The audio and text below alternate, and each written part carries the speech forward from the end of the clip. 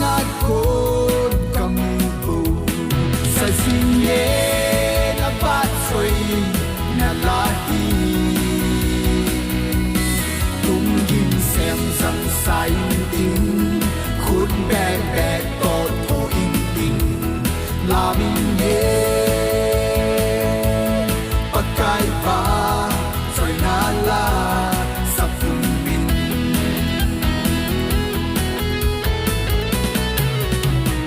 Giêsu này chu hậu na ben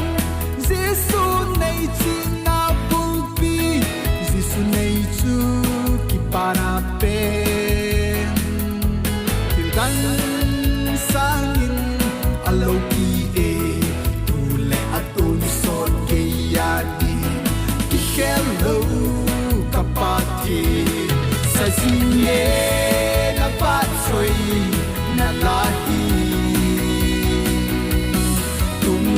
xem rằng sai tin khôn bé bé to thô in tin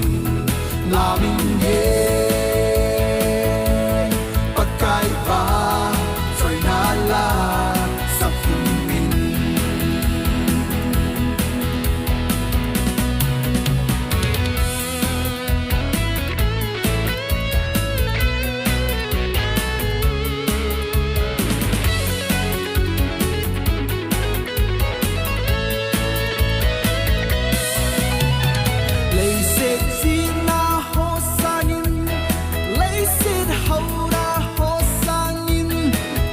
thu bầu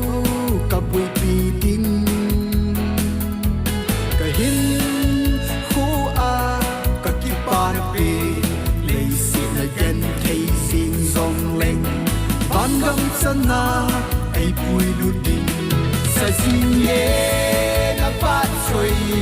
na lahi tung yin xem rằng sai tin khôn bé bé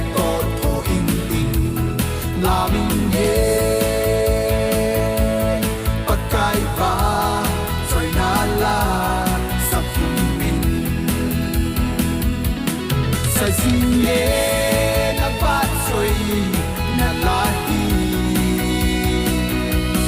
tung yin xem rằng sai tin khôn bé bé to thô in tin là mình